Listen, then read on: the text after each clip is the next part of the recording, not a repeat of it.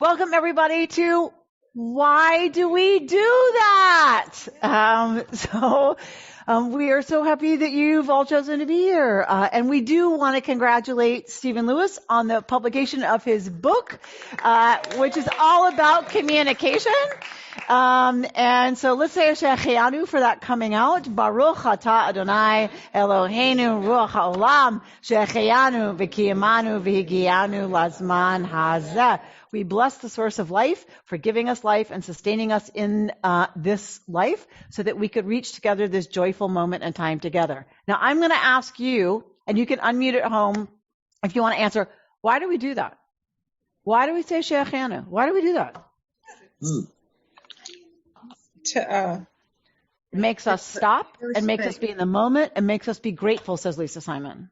Someone was speaking on at home? Me. Millie. A similar answer in that it makes us recognize important moments in life and not gloss over them. So it makes us recognize them, right? That makes us really honor and recognize moments that are special.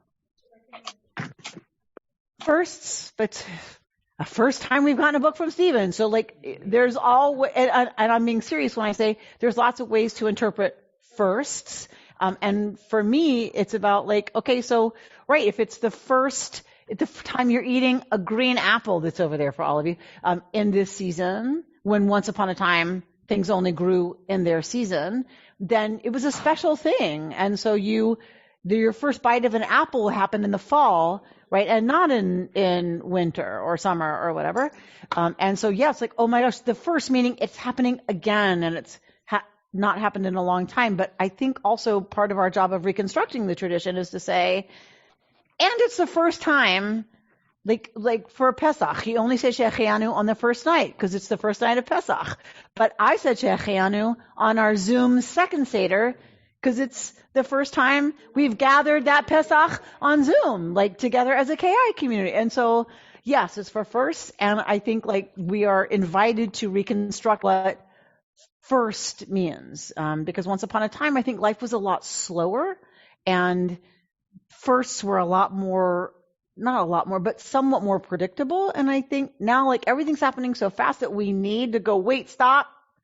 Let's recognize this as a first of a kind or something new-ish for us, as every bracha, as every blessing is supposed to be in our tradition, a moment to stop and to appreciate. So why do we do that? Why? You can see what I have here. Everyone's like, okay, so wonder what the class is tonight. But I warned you last time this was going to be the topic of tonight. If we don't fill the hour, I'm happy to either take random questions or parking lot questions, which I wrote down, and or begin the next topic. I would like to dedicate tonight's class, because that's the classic Jewish way of honoring someone, is to teach in their honor. Tonight, it's about teaching in their memory.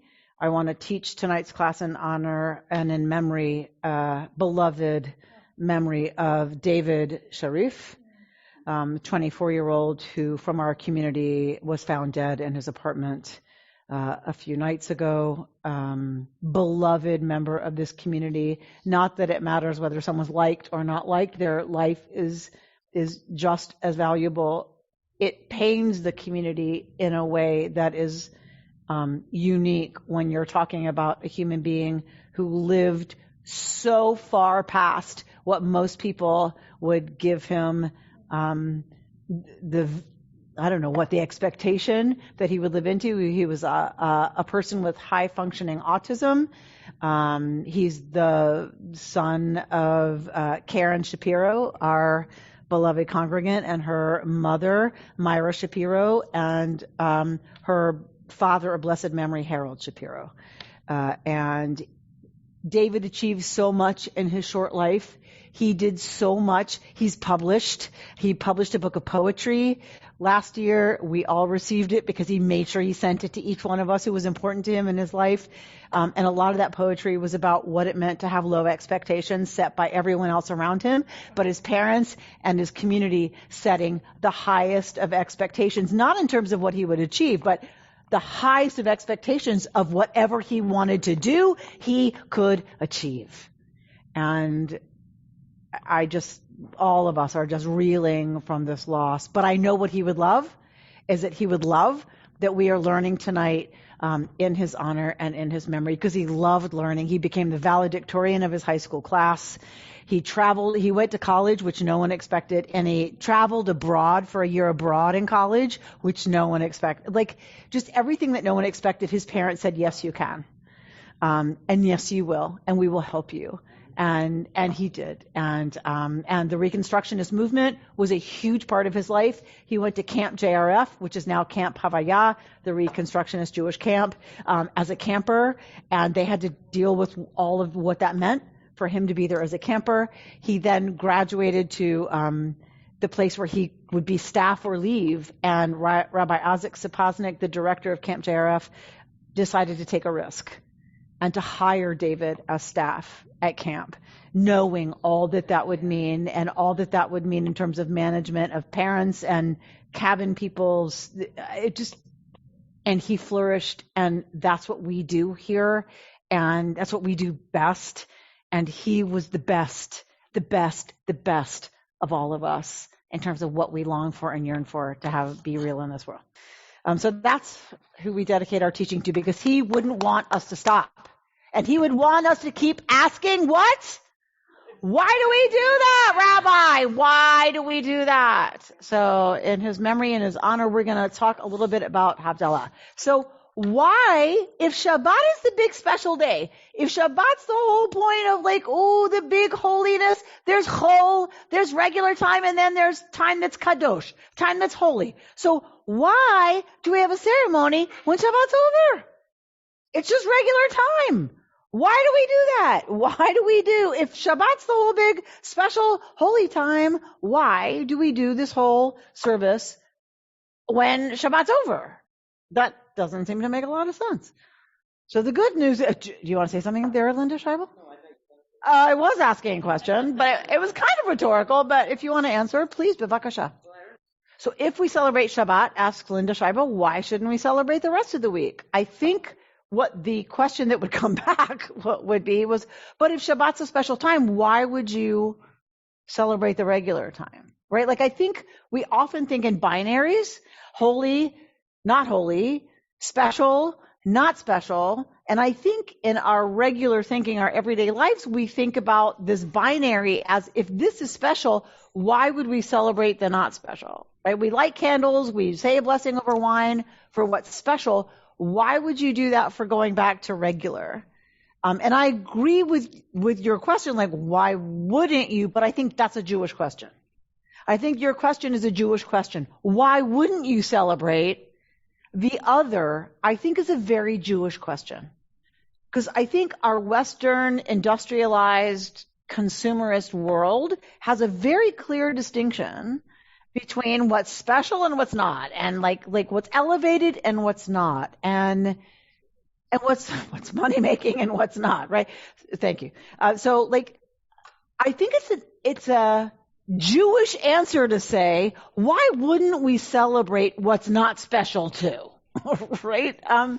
So I think you're too Jewish to really answer the question, why do we do this? Because it really doesn't make a lot of sense unless one understands that according to Torah and according to the rabbinic tradition of interpreting Torah, it says, 6 days shall you labor, in King James parlance of the right translation of the Bible. For 6 days shall you labor, and on the 7th day you shall rest. Okay. So 6 days shall you labor, on the 7th day shall you rest. And we have all of these things that make the 7th day special, and we have all these rituals around that. So the rabbinic question is, does that mean the rest of the time is meh? And the rabbis, here's what I love about Jewish tradition. Here's what I love, one of the things I love about how the rabbis interpret our tradition. They say, don't understand, on the one hand, there's the 6 days you shall labor, meh. On the 7th day, it's going to be a day of rest, la, la, la, la. The rabbis say, no, No. 6 days we are commanded to work. 6 days we are commanded to engage, manipulate, change, work for the better, work for what kills us to work for sometimes because we feel like it's hopeless. 6 days a week, you shall. It's a commandment, a positive commandment. You shall labor at all the things you're not supposed to do on Shabbat. Right? So rather than just be a celebration on Shabbat of we're not doing all those things, the rabbis say, no, it's the opposite.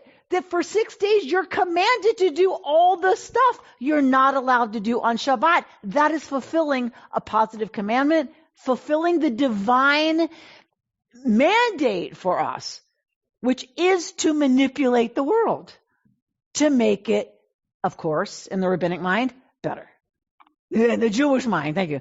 Rabbinic meaning capital R, the period of the rabbis.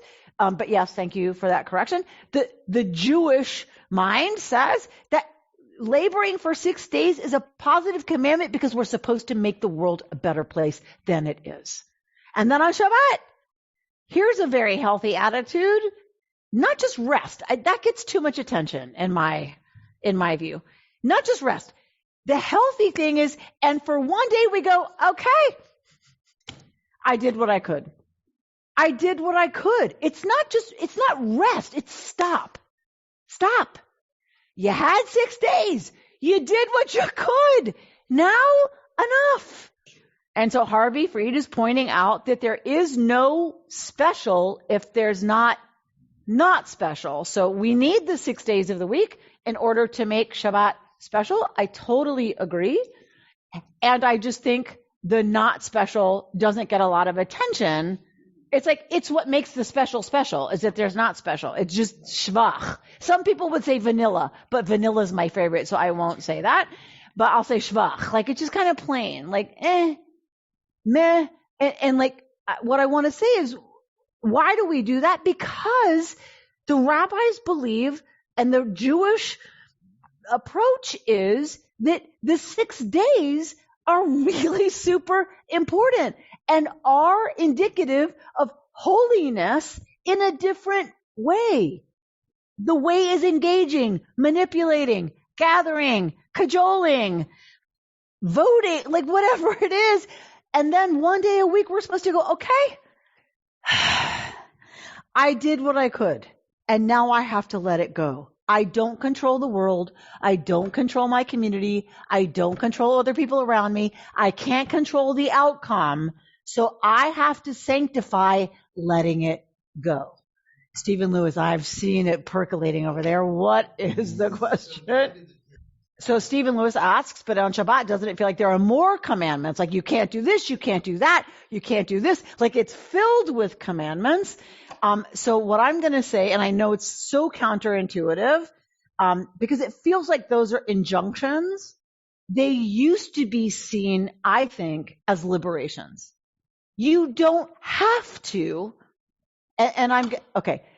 grant me this diversion. If it doesn't make sense, bring me back in 2 seconds as a communicator. I recently spoke with someone who has Alzheimer's. It was my second time sitting down with them, a beloved person. And by the time we'd finished our first session, they, of course, had forgotten everything that they came to me for the first time. So we had the second conversation, which was in some ways filled with the same things. So what am I saying? We do the same thing every week, over and over and over and over. And I said to this person who said, I can't do anything anymore. I can't control the finances. I can't control this. I can't control that. I can't control this. And I said, you don't have to anymore. You're exempt. You're excused. I know it's not how we think about it. And I know we want agency and we want so much to control, and we want, and I don't mean in a bad way, we want to control our environment. That's how we feel safe in the world. I think our tradition gets the real wisdom of you don't have to, because ultimately you really can't. And we practice, write that down. Wow. Right? We practice one day a week what's true. which is we can't control most things. We try. And for 6 days a week, our tradition says we're supposed to try. And 1 day a week, our tradition says live with what's real, which is you don't. And you don't have to. You don't have to fix what's going on in Ukraine. 6 days a week, you should try. And then 1 day a week, you should sit with, and you can't. And that is holy too. Or whatever. All right. So anyone at home, please feel free to unmute at any time and join our conversation. I just don't want anyone to feel like they're left out of the conversation because you are muted and not in the room. Did Stephen Lewis, did that answer? So a lot of the things don't is because it was supposed to free us from you should, you have to, you ought to, you gotta, you have to, you ought to, you gotta, you have to. And so that was the point of Shabbat was all of those obligations of not are like mourning. It's like the 7 days of Shiva, the 7 days of mourning. Don't go to work. Don't look in a mirror. Don't cook. Don't prepare. Don't do all these things. Not that you can't cook, but don't do all these things was to free the family from all the have to, should, oughta, gotta, coulda, woulda, oughta, so that they could be present to their grief. And Shabbat's the same. There's a lot of rules about what you don't do so that we're freed from what we think we ought to do. I wanted to say just my perspective, it's my own perspective on Shabbat is, along with what you're saying, is the idea that the 6 days, maybe we are doing almost everything for other people and other entities and other, repairing the world. But that 7th day is for us, in terms of self-care and reflection and having time to take care of us. That's the way I see it too. I love that. And there are times where I feel like Shabbat's the only time I see people where I can do something for people I don't see the rest of the week, when I'm engaged in working for me and working for my family and taking care of my family and going to the grocery store for my family and walking the dog for my family. And although Judy does most of that. And what, you know what I'm saying? It's yes. And I feel like Shabbat is a time where we actually can take care of each other in a way that we don't. And I hear what you're saying, Millie, we should be doing this for this person and ought to do that for that, or this is due to that person, or this person's going to expect that from me. Shabbat's the time I get to see a lot of you that I don't see any other time. We're going to gather for Shabbat on the rocks. Are you kidding me? How excited I am that we have only over 90 something RSVPs, right, Rebecca? Yeah. Rabbi Amy would never lie. So right, we have over 90 something RSVP. And I'm so excited because we get to do something for each other on Shabbat. I don't get to see anybody the rest of the week like that. At that. Right. So, anyway. I guess the word I should just use is obligation. Yeah. So Exactly. On Shabbat, the obligations are put aside. Right. Maybe. Exactly. Or we get to fulfill the obligations that we really want to do the rest of the week that we can't because the obligations of putting food on the table or whatever, our responsibilities to immediate whatever, supersede. So absolutely. All right. So Judaism is a both and tradition, which we know. So this both andness means we both recognize the time of Shabbat of refraining from what we have to do, what we get to do in terms of our responsibilities to other people and ourselves. That also going back into the work week is a really important, wonderful opportunity to take the traditions as what we've done on Shabbat, the gathering together, the reflecting, the maybe having some time to be in nature, the maybe having time to be with four-legged creatures, or, in Robin's case, cajillion grandchildren, Judy too, cajillion grandchildren. That's why Shelley left us, flipping grandchildren and whatever. So, but to do, Jackie made it too. I was granddaughter, everybody, you having that time is supposed to inform how we go into the week. Having the time to do something different than when our time is obligated everywhere else, that's supposed to inform who we are when we go back into the week, right? So we bless that opportunity to come out of Shabbat a different person, not a different person, but like shifted, right? Like hopefully we've done some work that we're a little more healed so that we can come into the week different. So we bless that opportunity. So the rabbis give us the opportunity to do that with 3 main symbols, which is the kos kiddush, which they forgot to bring me. No problem. So that, yeah, Judy's laughing. Yeah, something new and different. So, why wine? Like we use wine for kiddush. Why would we use wine at Havdalah? Why do we do that? If that's for Shabbos, why do we do it for Havdalah? Because it's good, says Linda Scheibel. Well, the wine you bring me is good. The wine that sometimes winds up in my cup here is shockingly horrible. Why, if we use wine for Shabbos, why do we use wine at Havdalah? Why do we do that? Anybody else? Joy, oneg, joy. But that's for Shabbat, isn't it? But it's both. All right, so we're leaving Shabbat. We have a kind of joy on Shabbat. We have a different kind of joy going into the week. What I'm going to say, as your anthropologist rabbi, is that we use wine to indicate every time there's a change of status. So moving from non-married to married. Under the chuppah, we have a kos kiddush, like we make a bracha over wine. Wine is what signifies a change from one status to another. And so it's present at the change from the ending of the status of holy time to the status of the regular time of the week where we're supposed to use all that we got from Shabbat to make our engagement with the world holy. Yeah? It's just a different way of expressing our relationship to the holy.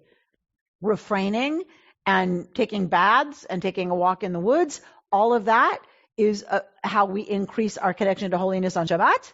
The rest of the week, we're supposed to use our manipulation of the world with our talents and interest and whatever as a way of engaging with holiness. So we have a kos yayin, a kos kiddush to move us from one status to another. All right, so then we have this bizarre thing. We have the second bracha is Borei Minei Besamim. Blessed are you, God, creator of the species, the types of drugs. Besamim. That's the modern word in Hebrew for drugs, is besamim. So what does that mean? It means, essences that kind of alter one a little, alter the taste of food, alter our consciousness, like alter whatever. So these are besamim. So in here we have cloves and we have cinnamon sticks. So sometimes I've looked in here and like at a bar mitzvah and I'm like, and there's nothing in here. So like we work hard to figure out how to make sure there's something in here. So why is it so often, Rabbi, shaped like this? If you see besamim boxes, don't you often see them as a turret, right? As a tower? Why, Rabbi? Why do we do that? Why do we make besamim boxes that are shaped like towers? Because in the medieval period, in the Middle Ages, Jews were forbidden for being part of any of the guilds.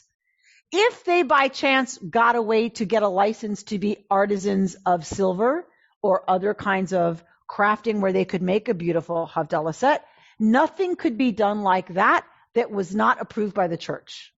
And so it had to look like, smell like, feel like a duck, walk like a duck, whatever, quack like. It had to quack like a church. So everything had to look like a church spire, or artisans were not allowed to create it in medieval Europe. I'm talking about Europe not under the Spanish influence, because under the Muslims, we had it way better and a lot more freedom. But most of us come from Eastern European Jews, right, Millie Wexler? We come from Eastern European Jews, and so the tradition was to make it in the shape of a church spire so that it would be allowed under the feudal system.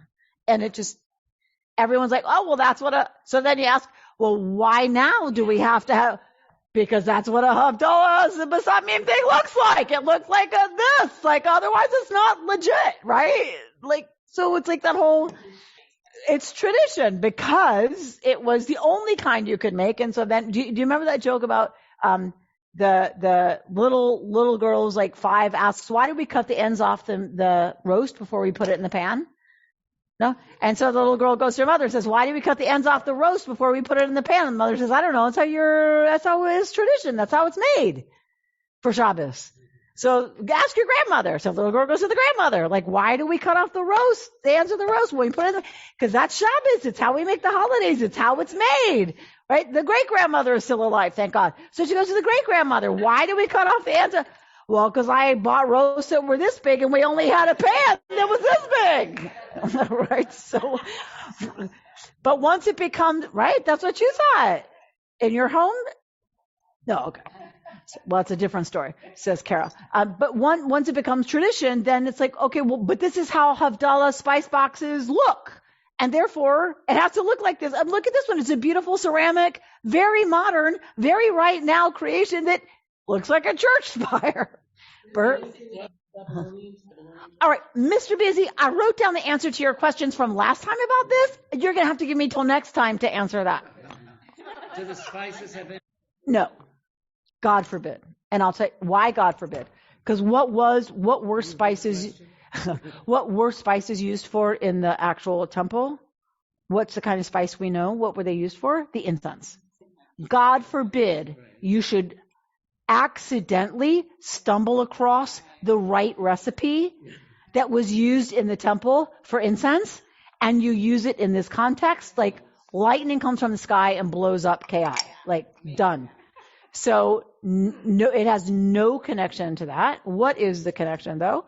The connection, thank you for leading me there, Bert, is, so our text says, Uvayom hashvi'i, we work all the way through Genesis account of, one of the Genesis accounts of creation, Uvayom hashvi'i, and on the seventh day, Shavat, we say it in Kiddush, Shavat ve'what? Vayinafash. On the seventh day, God rested, Vayinafash. What is nefesh? Soul. So God, I love Bert, who has internalized my not at all legit translation, which is re-soulified, right? He listened to me. God re-soulified. So the rabbis say, well, what? You're going to suggest that on the other 6 days, God doesn't have a soul? God forbid 1,000,000 times. So what must it mean? Uvayom hashvi'i, and on the seventh day, God rested, vayinafash. God got an extra soul on the seventh day, only on the seventh day. Therefore, only on the seventh day, we, because we are created in God's image and likeness, we too get a second soul. We are re-soulified, meaning ensoulified a second time on Shabbat, only on Shabbat. Hang on, Kayla. So when Shabbat ends, what happens? You lose it. Carol Kleinman says, you lose it. A lot of us lose it when we have to go back to work, but just saying. So the end of Shabbat comes and we lose it. We literally lose the second soul. So what are you going to do? If you're going to lose your second soul, what do you need? Smelling salts. You need smelling salts so you don't faint from losing your second soul, so you don't become so weak. You need smelling salts, or you need pleasure, right, to replace. So it kind of distracts you. Like when Ellie was getting her vaccinations when she was a little kid, it was the only time she was allowed to have straight sugar, like a lollipop or direct chocolate, was when she was getting stabbed on both sides for a vaccination. Immediately you put sugar in their mouths, and that hit of sugar chases out the signal to the brain of the pain signal. And so, like, it's that same idea. So much before they understood that medically and scientifically, the rabbis understood if you're going to lose a soul, like, give yourself something pleasant as you're losing that soul to keep you yourself. Okay, that's one interpretation. Another interpretation, that the sweet smell, the incredible aromatic amazingness of Shabbat should continue with us as we enter into the week. The sweet smell of Shabbat should color the beginning, the first moments of our experience of a new week. Another one that I love is that smell is connected to which part of our brain? Memory and, yes, definitely memory. How old is that part of our brain? The oldest. The oldest part of our brain is the one that is connected to olfactory stuff, right? Think about animals that like feel their way through the world by smell. And so as we go back into the work week, which means our animal self has to kind of come forward to compete, to struggle, to whatever, we give our reptile brain a hit of good stuff because we're going to need it. We're going to need that part of our brain to be like online and awake and functioning, and we should give it a reward because it's what's going to get us through this week of engaging that's coming. You had a question, Kayla. We think of like every night when we go to bed and we wake up and we get our soul back in the same modality. So like why don't we do all of this every morning? So Kayla's saying our tradition says every night we say, please restore my soul to me when I wake up. And every morning we get up and say, Moda ani lefanecha, thankful am I before you because you restored my soul to me and your loving faithfulness. So why don't we do this every day? Because there's an extra soul that only happens on Shabbat, that we only get on Shabbat. So we have a special ritual to deal with the loss of that soul. Where is this soul hanging out? We're thinking like where God kind of contracts and like we're all connected, we're all like kind of put together. Where is that soul at? Okay, so a lot just got asked in one question. All right, so you combined Lurianic Kabbalah, Tzimtzum. That is a whole different concept from the rabbinic concept of the soul leaves the body at night and is returned to us by God in the morning. So I'm going to answer what I think is that part of the question, which is where's the soul then? If it's not in us, the rabbis don't talk about it. The rabbis don't worry about it. What they know is that God will lovingly return our soul to us in the morning. And every morning we wake up, it's evident that that happened. The day we don't wake up, guess that didn't happen, right? So it was, but I will say that my mother was very involved in alternative kinds of spirituality, including very technical astrology. I'm not talking about popular astrology. She did people's charts, which included a kind of math that is like beyond what I can possibly imagine. And she used to say that our soul went to the astral plane. So it's like kind of a common, and the rabbis were very influenced by the folks who created astrology, by Zoroastrianism in Babylonia and all of those cultures that created astrology. You go to Israel, you see mosaics on the floor of as you have seen, Kayla, you've been to Israel, the zodiac on the floor of the synagogue. They were very influenced and it was very enmeshed. So all I can say is I think it's probably something like, your soul goes to the astral plane. It's just not an accident that it comes back for the rabbis, right? For rabbinic Judaism, it's that there's a loving God who you go to be close to at night on that plane, and then God lovingly, in great faithfulness, returns that soul to you rather than keeping it, returns it to you. Because I think the word return is meaningful. Returns it to us in the morning. I mean, that is completely non-based in rabbinic literature. It just is kind of my gut instinct is they didn't really care. They trusted that God created this loving universe, and if your soul leaves your body, it's obviously fine and safe, and then God lovingly returns it. And that's what they cared about, is that it was lovingly returned this morning, and I need to offer gratitude for that. Although I wonder sometimes. Because my mother would say if you had a really intense dream about somebody, it meant you were working stuff out on the astral plane. And that it's none of your business what it was. Like it's none of your conscious mind's business what it was. Just know you were working some stuff out. And just trust that, I know. You have no idea what I grew up with. Okay. So, but you're getting a sense. All right. So we have wine that's about change of status from, that time to this time, and our way of engaging in the world like that, and our way of engaging in the world like this. Okay. So then, and I've got the answer to your question about when did Shabbat table ritual become normative. So I looked it up. So I've got that answer for you. So don't let me let you leave without giving you that answer. And Millie Wexler, you said something about, or somebody said something about taking challah. Anyway, okay. So I don't want to light it yet so that you can see. So obviously we start Shabbat with 2 wicks. We talked about that last week. What are the 2 wicks for? Why do we do that? Why do we light 2 candles? We light 1 candle for Shamor, 1 candle for Zachor. Exactly. The 2 places we get commandments in the Torah for keeping Shabbat. One says, guard it, keep Shabbat. And one says, remember Shabbat. Right? 2 different versions of the 10 commandments. All right. I know it freaks some people out, but okay.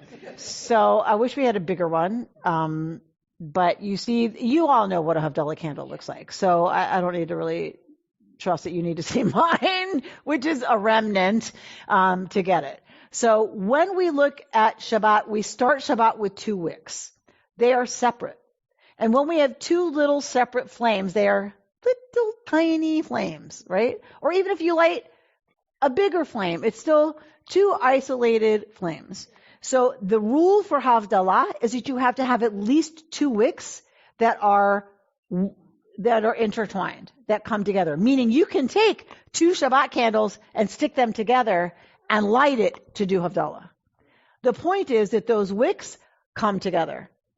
I believe, and I did not find this in the literature because I didn't look, because I just kind of have always been raised with this, so I just have to believe it's true.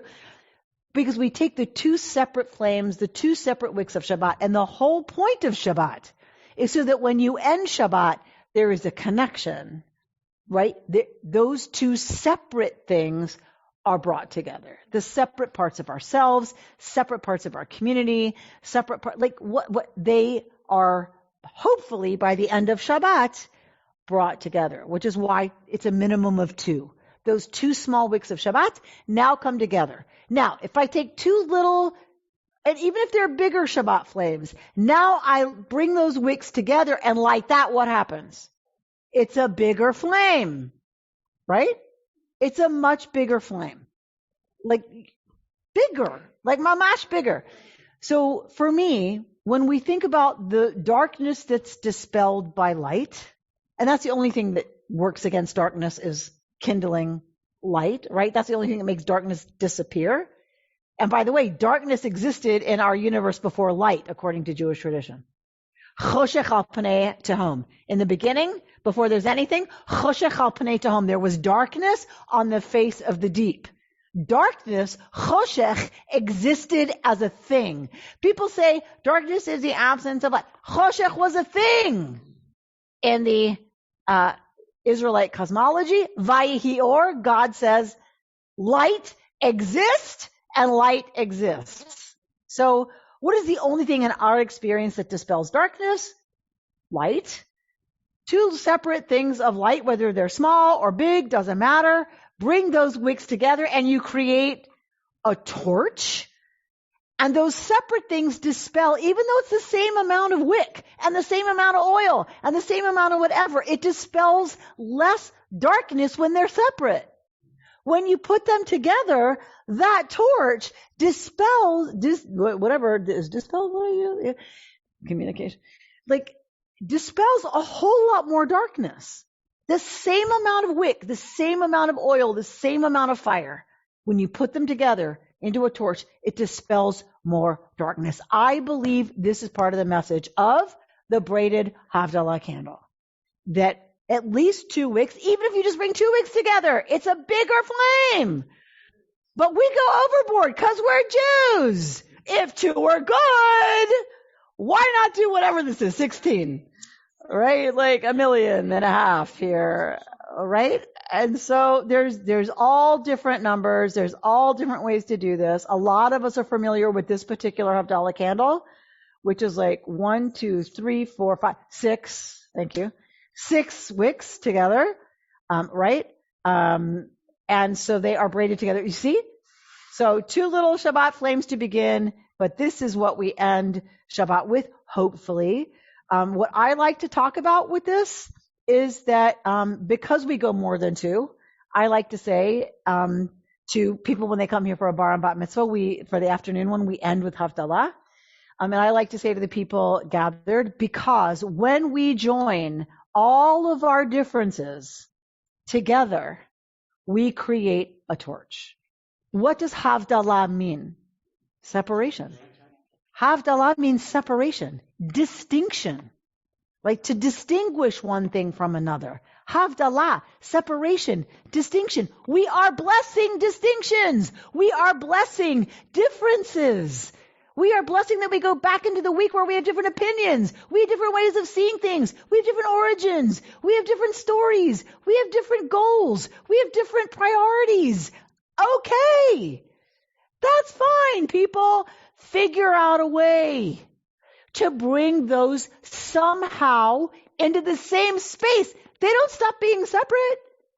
They're still separate strands. They're still separate wicks. They don't become one in some blissful blah, blah, blah. They remain separate, but they come together close enough that the fire catches all of them. They remain distinct, but they contribute to a torch. I really believe this is the truth. When we can honor distinctions, when we can honor difference, and we can yet have them close enough to each other that the fire catches, that is what will finally and ultimately the only thing that will dispel the darkness. So for me, this is not just a symbol. For me, this is a symbol of a very deep truth. Stephen Lewis. Why is this the way? That is a very good question. That's a very good question. I don't have an answer. So now you're going to challenge me, just like Freed over here, to go do more research. My bet is because that is a dangerous thing to let truly, it's like, that's... Well, you could blow it out. You don't have to. So that's a custom. But remind me, I'm going to talk about that in a second. Oh my gosh, I did not think this was going to be enough material for the whole hour. Okay, so I want to. I know, right? I forgot who I was with. If I forget, tell me to talk about the wine and what I do here. Okay, so we have this. So then we lift it up. Why do we do this? Why do we do that? You'll see all of us do this in different combinations. Some people do this. Some people do this, that. Some people, so you see all of this. It's like, what? They don't know if they got a manicure this week? They don't know what their nails or their paws, their claws look like. Don't even get us started about our Chihuahua's claws. So, they don't know what it looks like. So why are we examining our nails? Why do we do that? So there are a lot of explanations, just like for any Jewish custom, one Jew, 3 opinions or whatever it is. All right. So I made sure I wrote them down. All right. So one is what do we say? We're not supposed to, women's Passover event people, but women who were at the Passover event, we are not allowed to say a blessing. What? What blessing? We're not allowed to say a blessing if what? In vain. We can't say God's name in a blessing if it's not a for real, mamash, for real, legit blessing. So some people say, if we light the candle, but it has no purpose, if we're not using it for something that we're really grateful for, then you can't say the bracha, borei me'orei ha'esh, blessed are you God who creates the light of fire. So one thing says, okay, so what would you use in the ancient, think about before electricity. What would you use something like this for? To see. You'd use it to see. So if you need light to see, it's not like I see that my phone is here or I see that Bert's sitting here usually. If you're going to light something, it's to see something at a little finer point of distinction. So the Talmud rules and Talmud Masachet Brachot, the Talmud rules, if you're using it, it should be to see what country a coin is from. You should be close enough to the flame should be beneficial enough to you to see what country a coin is from. But if you're dealing with Shabbos, we haven't been around coins, and you might not have a coin handy. But it takes about the same amount of light to detect the difference between fingernail and skin. So, if I'm going to benefit from the light so that I can say an actual bracha over the benefit of the light, So I don't take God's name in vain, God forbid. Then if I hold my fingernails up to the light, I can discern the difference between my fingernails and my skin. So I'm making use of the light. The other is that if I do this, I can see the difference between my fingers and the shadow my fingers cause on my palm. And for the Kabbalists, for the mystics among us, that's the difference between the visible world and the hidden world. The way God is made manifest and obvious in the world, and the ways that God is hidden. The shadow side of God. Love that too. The other is that there's a midrash that says in Eden, how did Adam and Eve walk around the garden all day long, stepping on thorns, bumping into this, getting stung by that? How did they survive in Eden? They had no shelter. They had no whatever. So the midrash says in Eden, Adam and Eve were covered with fingernail and toenail. Their whole bodies were covered with this stuff that could bend and move, but protected them from everything in the jungle. Right? The garden was a jungle. Lisa Simon, just today, went on a hike and almost stepped on what? Oh my God. A big butt rattlesnake. It was huge. Okay. Now, if that actually got you, we would not be here doing this right now. We'd all be at the hospital, like with Lisa. Right? So the folks who are interpreting that story go, well, how did they survive, Adam and Eve in the garden? They had fingernail and toenail all over their bodies. When they got kicked out of the garden, it all receded to this point at the end of our fingers and the end of our toes to let us remember Eden.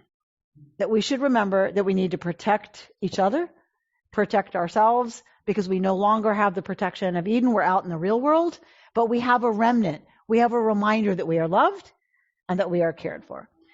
Right? The other is that if you're going to say a blessing over something that is continually abundant.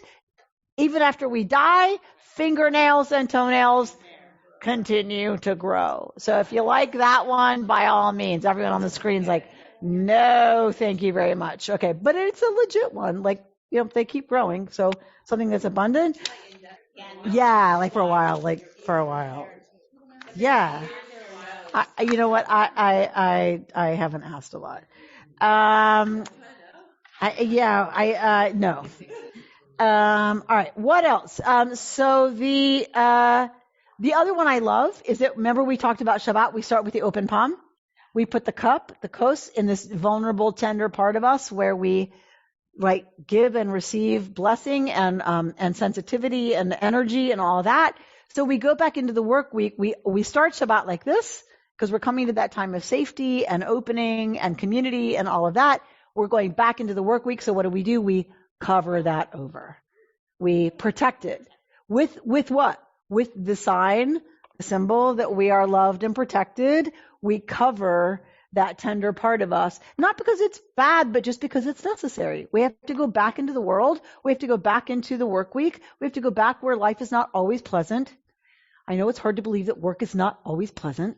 Or not just work, but and I mean our work in the world. I mean that by the rabbinic interpretation, not paid work.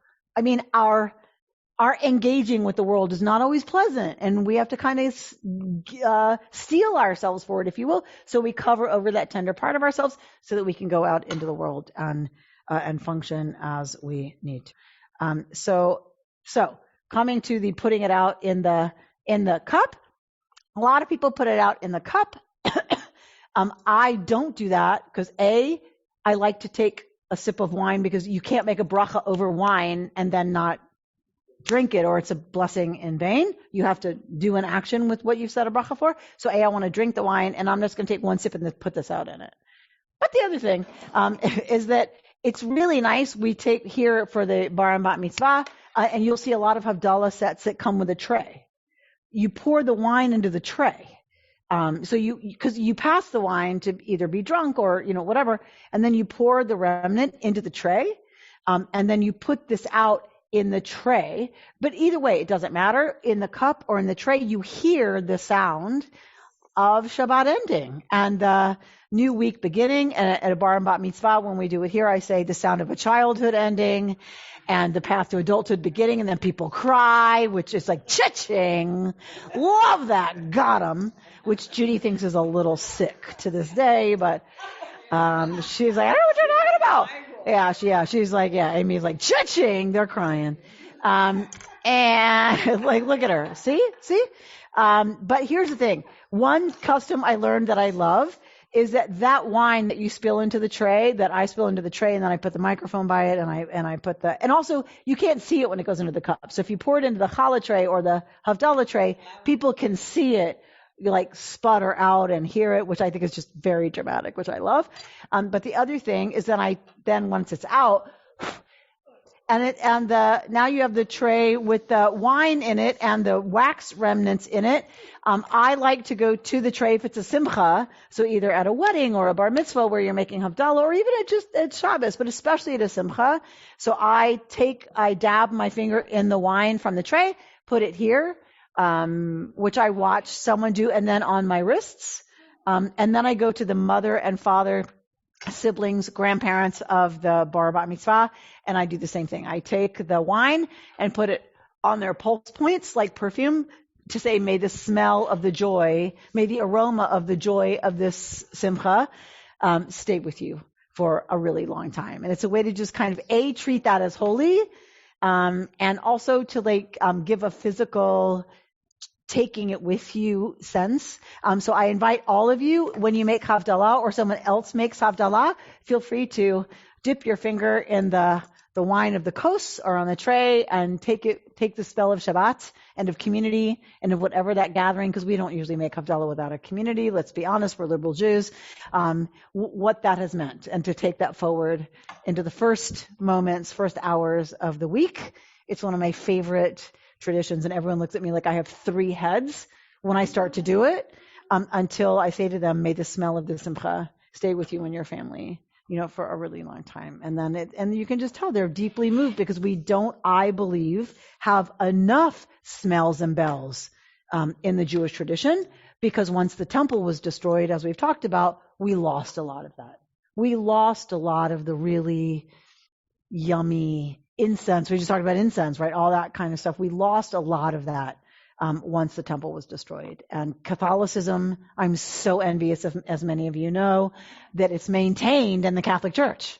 Our beautiful rituals are maintained in the Catholic Church, where smells and bells are, just everywhere. And they get it. They get the importance of that. And I miss it deeply that we don't have more. So every opportunity I can get to have it be visceral, and really mamash immediate to the senses, I love that.